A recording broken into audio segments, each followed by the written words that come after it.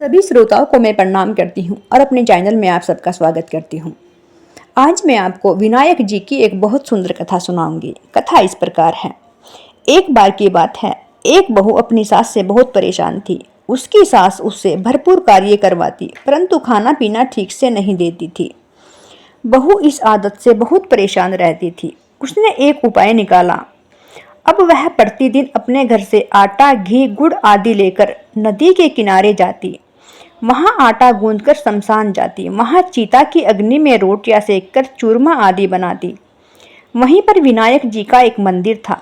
वह पहले वहां भोग लगाती और फिर स्वयं भोजन किया करती थी। बहुत दिनों तक ऐसा चला। तत्पश्चात एक दिन गणेश जी ने उसको देख लिया कि यह चीता की अग्नि में रोटियां सेककर मुझे भोग लगाती है और स्वयं भी भोजन करती है। तब गणेश जी ने आश्चर्यचकित होकर अपने मुंह पर उंगली रख ली।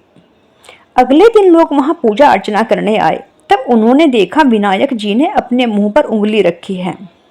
यह खबर सारे में फैल गई। एक भक्त ने कहा, जो भी विनायक जी के मुंह से यह उंगली हटवा देगा उसको पुरस्कार दिया जाएगा। पुरस्कार की बात सुनकर सभी ने अपनी अपनी तरफ से प्रयास किया, लेकिन कुछ न हो सका। तभी वह सास बहू भी वहां आ गई। तब बहू ने कहा, मैं प्रयास करती हूँ। सास ने चिढ़कर कहा, चुप कर, सब लोग तो हार मानकर बैठ गए और तू यह कार्य करके दिखाएगी। बहू ने कहा, हाँ, मैं यह कार्य कर सकती हूँ। सबके कहने पर सास ने बहू को आज्ञा दे दी।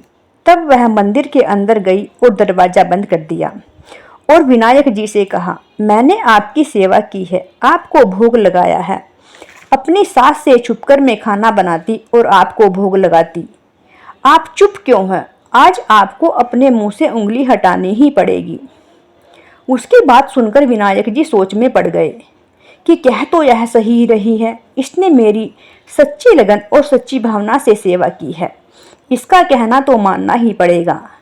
तब विनायक जी ने अपने मुंह से उंगली हटा ली। यह देख बहू बहुत प्रसन्न हुई और द्वार खोलकर बाहर आ गई। सभी यह देखकर आश्चर्यचकित हो गए कि विनायक जी ने अपने मुंह से उंगली हटा ली। गांव वालों ने सोचा यह कुछ जादू टोना जानती है, इसीलिए उन्होंने उससे कहा, तू सच सच बता, तूने कौन सा जादू टोना किया? तब वह बोली, ऐसा कुछ नहीं है, बात केवल इतनी सी है, मेरी सास मुझे भोजन नहीं देती थी।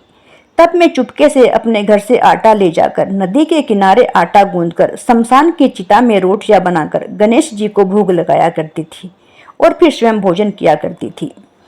यह देख गणेश जी ने आश्चर्यचकित होकर अपने मुंह पर उंगली रख ली थी और आज प्रार्थना करने पर उन्होंने अपने मुख से उंगली हटा ली।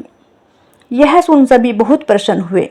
सासू ने अपनी बहू से क्षमा मांगी। हे विनायक जी, कथा सुनने और कहने वाले सभी पर अपनी कृपा बनाए रखना, सभी के कार्य पूरे करना। दोस्तों, चैनल को सब्सक्राइब और लाइक करके ही जाना और बेल आइकन का बटन भी दबाना।